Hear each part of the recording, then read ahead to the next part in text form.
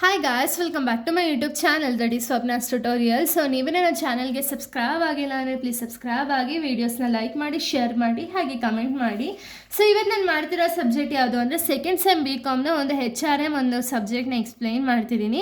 So ಅದರಲ್ಲಿ chapter 5 ಬಂದುಬಿಟ್ಟು maintenance function of HR ಅಂತ ಹೇಳಿ, ಅಂದರೆ maintenance function of human resource ಅಂತ ಹೇಳಿ. ಸೊ ಇದರಲ್ಲಿ ನಾನು ಫಸ್ಟ್ ಟಾಪಿಕ್ನ ಎಕ್ಸ್ಪ್ಲೈನ್ ಮಾಡ್ತಿದ್ದೀನಿ. ಸೊ ಇದಕ್ಕೂ ಮುಂಚೆ ಯಾರ್ಯಾರೆಲ್ಲ ನಾನು ವೀಡಿಯೋಸ್ನ ನೋಡಿಲ್ವೋ ಇದುವರೆಗೂ ವೀಡಿಯೋಸ್ನ ನೋಡ್ಕೊಂಡು ಬನ್ನಿ. ಎಲ್ಲ ಚಾಪ್ಟರ್ಸ್ನೂ ಕೂಡ ನಾನು ಪ್ಲೇಲಿಸ್ಟಲ್ಲಿ ಅಪ್ಲೋಡ್ ಮಾಡಿದ್ದೀನಿ. ಸೊ ಆ ವೀಡಿಯೋಸ್ನ ನೋಡ್ಕೊಂಡು ಬಂದು ಈ ಒಂದು ವೀಡಿಯೋನ ನೀವು ನೋಡೋದ್ರಿಂದ ಏನಾಗುತ್ತೆ ಅಂದರೆ ನಿಮಗೆ ಪ್ರಾಪರಾಗಿ ಕಂಟಿನ್ಯೂಷನ್ ಅನ್ನೋದು ಸಿಗ್ತಾ ಹೋಗುತ್ತೆ. ಓಕೆನಾ? ಸೊ ನೋಡಿ, ಈ ಒಂದು ವೀಡಿಯೋದಲ್ಲಿ ನಾವು ಎಂಪ್ಲಾಯಿ ಎಂಗೇಜ್ಮೆಂಟ್ ಮತ್ತು ಮೇಂಟೆನೆನ್ಸ್ ಫಂಕ್ಷನ್ಸ್ ಆಫ್ HR ಬಗ್ಗೆ ನೋಡ್ತಾ ಹೋಗೋಣ. ಓಕೆನಾ? ಸೊ ಏನಿದು ಮೇಂಟೆನೆನ್ಸ್ ಫಂಕ್ಷನ್ ಆಫ್ HR ಅಂದರೆ it means the activities performed by HRM, human resource management, to maintain employee satisfaction, health, safety, welfare, motivation and good relationship in the organisation. ಅಂದರೆ ಏನು maintenance function of HR ಅಂದರೆ ಏನು ಅಂದರೆ, so ಇದೆಲ್ಲ ಏನು ಅಂದರೆ ಒಂದು ಆ್ಯಕ್ಟಿವಿಟೀಸ್. ಓಕೆನಾ? ಇದನ್ನೆಲ್ಲ ಯಾವ ಪರ್ಫಾರ್ಮ್ ಮಾಡ್ತಾರೆ ಅಂದರೆ HRM, ಹ್ಯೂಮನ್ ರಿಸೋರ್ಸ್ ಮ್ಯಾನೇಜ್ಮೆಂಟ್ ಅವರು ಪರ್ಫಾರ್ಮ್ ಮಾಡ್ತಾರೆ. ಯಾಕೆ ಅಂದರೆ ಏನು ಮೇಂಟೈನ್ ಮಾಡೋದಕ್ಕೆ ಅಂದರೆ ಎಂಪ್ಲಾಯಿ ಸ್ಯಾಟಿಸ್ಫ್ಯಾಕ್ಷನ್ ಅನ್ನೋದನ್ನ ಮೇಂಟೈನ್ ಮಾಡೋದಕ್ಕೆ, ಹಾಗೆ ಅವರ ಒಂದು ಹೆಲ್ತ್ ಫೆಸಿಲಿಟೀಸ್ ಅನ್ನೋದನ್ನ ಮೇಂಟೈನ್ ಮಾಡೋದಕ್ಕೆ, ಹಾಗೆ ಅವರ ಸೇಫ್ಟಿ ಅನ್ನೋದನ್ನ ಮೇಂಟೈನ್ ಮಾಡೋದಕ್ಕೆ, ವೆಲ್ಫೇರ್ ಮತ್ತು ಮೋಟಿವೇಶನ್ ಅನ್ನೋದನ್ನ ಕೊಟ್ಟು ಆರ್ಗನೈಸೇಷನ್ ಜೊತೆಗೆ ಒಂದು ಗುಡ್ ರಿಲೇಷನ್ಶಿಪ್ ಅನ್ನೋದನ್ನ ಮೇಂಟೈನ್ ಮಾಡೋದಕ್ಕೆ ಇದು ತುಂಬ ಇಂಪಾರ್ಟೆಂಟ್. ಓಕೆನಾ? ಸೊ ನೋಡಿ, it helps the organisation retain the employees and create the healthy work environment. ಅಂದರೆ ಏನು? ಸೊ ಇವಾಗ ಒಬ್ಬ ವ್ಯಕ್ತಿಗೆ ಅಥವಾ ಒಬ್ಬ ಕ್ಯಾಂಡಿಡೇಟ್ ಆಗಿರ್ಬೋದು ಅಥವಾ ಎಂಪ್ಲಾಯಿಗಾಗಿರ್ಬೋದು, ಇವನಿಗೆ ಒಂದು ಆರ್ಗನೈಸೇಷನಲ್ಲಿ ಅಥವಾ ಒಂದು ವರ್ಕ್ ಎನ್ವಿರಾನ್ಮೆಂಟಲ್ಲಿ ಅವನಿಗೆ ಬೇಕಾಗಿರುವಂಥ ಎಲ್ಲ ಫೆಸಿಲಿಟೀಸು ಕೂಡ ಆರ್ಗನೈಸೇಷನ್ ಕೊಟ್ಟರು ಅಂದರೆ ಇವನು ಬೇರೆ ಕಡೆಗೆ ಜಂಪ್ ಆಗೋದಕ್ಕೆ ಹೋಗ್ತಾನೆ ಇಲ್ಲ ಅಲ್ವಾ? ಇವನಿಗೆ ಬೇಕಾಗಿರೋ ಗುಡ್ ಪೇಔಟ್ ಆಗಿರ್ಬೋದು, ಸೇಫ್ಟಿ ಮೆಷರ್ಸ್ ಆಗಿರ್ಬೋದು, ಹೆಲ್ತ್ ಆಗಿರ್ಬೋದು, ಹೈಜಿನ್ ಫೆಸಿಲಿಟಿ ಎಲ್ಲನೂ ಕೂಡ ಪ್ರೊವೈಡ್ ಮಾಡಿದ್ರು ಅಂದರೆ ಆ ಎಂಪ್ಲಾಯಿ ಅದೇ ಆರ್ಗನೈಸೇಷನ್ಗೆ ತುಂಬ ಇಯರ್ಸ್, ಎಕ್ಸಾಂಪಲ್ 20-30 ಇಯರ್ಸ್ವರೆಗೂ ಸ್ಟೇ ಆಗೋ ಚಾನ್ಸಸ್ಗಳಿರುತ್ತೆ ಅಲ್ವಾ? ಸೊ ಅದನ್ನು ನಾವು ಮೇಂಟೆನೆನ್ಸ್ ಅಂದರೆ ಏನೇನೆಲ್ಲ ಫಂಕ್ಷನ್ ಅಥವಾ ಏನೇನೆಲ್ಲ ಮೇಂಟೆನೆನ್ಸ್ ಅನ್ನೋದನ್ನ ಕೊಡ್ತಾರೆ ಅಂದರೆ ಅಂತ ಹೇಳಿ ಇದು ಅರ್ಥ. ಓಕೆನಾ? ಅಂದರೆ ಏನು? It helps the organisation retain the employees. ಅಂದರೆ ಏನು?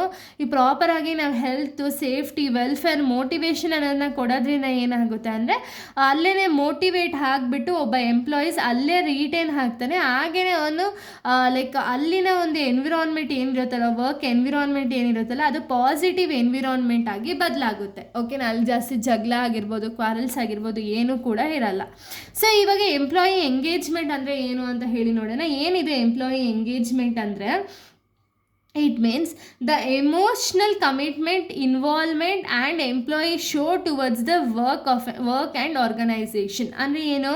ಸೊ ಎಂಪ್ಲಾಯಿ ಎಂಗೇಜ್ಮೆಂಟ್ ಅಂದರೆ ಏನು ಅಂದರೆ ಇದೊಂದು ಎಮೋಷ್ನಲ್ ಕಮಿಟ್ಮೆಂಟ್ ಅಂತ ಹೇಳಿ ಅರ್ಥ. ಏನಿದೆ ಎಮೋಷ್ನಲ್ ಕಮಿಟ್ಮೆಂಟ್ ಅಂದರೆ, ಸೊ ಇಲ್ಲೇನಾಗುತ್ತೆ ಅಂದರೆ ಎಂಪ್ಲಾಯಿ ಎಂಗೇಜ್ಮೆಂಟ್ ಅಂದರೆ ಏನು ಅಂದರೆ ಆರ್ಗನೈಸೇಷನಲ್ಲಿ ಇರುವಂಥ ಎಂಪ್ಲಾಯೀಸ್ ಏನು ಮಾಡ್ತಾರೆ ಅಂದರೆ ಕಂಪ್ಲೀಟ್ ಅವರ ಒಂದು 100%ನ ಅವರು ವರ್ಕ್ಗೆ ಹಾಕ್ತಾರೆ. ಓಕೆನಾ? ವರ್ಕ್ ಅಥವಾ ಆರ್ಗನೈಸೇಷನ್ಗೆ ಹಾಕ್ತಾರೆ. ಯಾಕೆ ಅಂದರೆ ಅವ್ರಿಗೆ ಸಿಗಬೇಕಾದಂತಹ ಎಲ್ಲ ಫೆಸಿಲಿಟೀಸ್ ಸಿಗ್ತಿದೆ ಅಂದರೆ ಕಂಪ್ಲೀಟಾಗಿ ಎಂಪ್ಲಾಯೀಸ್ ಅವರ ಒಂದು ಡೆಡಿಕೇಶನ್ ಅನ್ನೋದು ಹಾಕ್ತಾರೆ.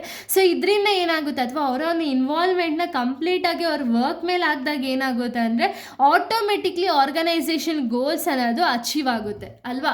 ಸೊ ಅವಾಗ ಏನಾಗುತ್ತೆ, ಆರ್ಗನೈಸೇಷನಲ್ ಗೋಲ್ಸ್ ಅಚೀವ್ ಆಯಿತು ಅಂದರೆ ಜಾಸ್ತಿ ಪ್ರಾಫಿಟ್ ಅನ್ನೋದು ಸಿಗುತ್ತೆ, ಬಿಸ್ನೆಸ್ ಅನ್ನೋದು ಎಕ್ಸ್ಪ್ಯಾಂಡ್ ಆಗುತ್ತೆ, ಬಿಸ್ನೆಸ್ ಅನ್ನೋದು ಗ್ರೋ ಆಗುತ್ತೆ, ಇದೆಲ್ಲ ಆಗುತ್ತಲ್ವ? ಸೊ ಅದಕ್ಕೆ ಎಂಪ್ಲಾಯಿ ಎಂಗೇಜ್ಮೆಂಟ್ ಅನ್ನೋದು ಒಂದು ಆರ್ಗನೈಸೇಷನಲ್ಲಿ ಬೇಕಾಗಿರುವಂಥ ಒಂದು ಇಂಪಾರ್ಟೆಂಟ್ ಫ್ಯಾಕ್ಟರ್. ಓಕೆನಾ? ಸೊ ನೋಡೋಣ, ಟೈಪ್ಸ್ ಆಫ್ ಎಂಪ್ಲಾಯಿ ಎಂಗೇಜ್ಮೆಂಟ್ ಯಾವುದೆಲ್ಲ ಟೈಪ್ಸ್ ಆಫ್ ಎಂಪ್ಲಾಯಿ ಎಂಗೇಜ್ಮೆಂಟ್ ಇದೆ ಅಂದರೆ, ಆ್ಯಕ್ಟಿವ್ಲಿ ಎಂಗೇಜ್ಡ್ ಎಂಪ್ಲಾಯಿ ಅಂದರೆ ಏನು? Who are highly motivated and committed to the work. ಅಂದರೆ ಏನು? ಇವರು ಯಾವಾಗಲೂ ಕೂಡ ಎನಿ ಟೈಮ್ ಆ್ಯಕ್ಟಿವ್ ಆಗೇ ಇರೋದು, 100% ಅವರ ಒಂದು 100% ರಿಸಲ್ಟನ್ನ ಒಂದು ಆರ್ಗನೈಸೇಷನ್ ಅವ್ರು ಮಾಡ್ತಿರೋ ವರ್ಕ್ ಮೇಲೆ ಕಂಪ್ಲೀಟ್ ಡೆಡಿಕೇಶನ್ ಅನ್ನೋದನ್ನ ಇಟ್ಟು ಆ್ಯಕ್ಟಿವ್ ಆಗಿ ಕೆಲಸ ಮಾಡ್ತಾರೆ. ಓಕೆನಾ? ಅವ್ರಿಗೇನು ವರ್ಕ್ ಕೊಟ್ಟಿರ್ತಾರಲ್ಲ ಅದಕ್ಕೆ ಅವರು ಕಂಪ್ಲೀಟಾಗಿ ಅವರ 100% ಹಾಕಿಬಿಟ್ಟು ವರ್ಕ್ ಅನ್ನೋದನ್ನ ಮಾಡ್ತಾರೆ. ಅವ್ರನ್ನ ನಾವು ಆ್ಯಕ್ಟಿವ್ಲಿ ಎಂಗೇಜ್ಡ್ ಎಂಪ್ಲಾಯಿ ಅಂತ ಹೇಳಿ ಕರಿತೀವಿ. ಓಕೆನಾ?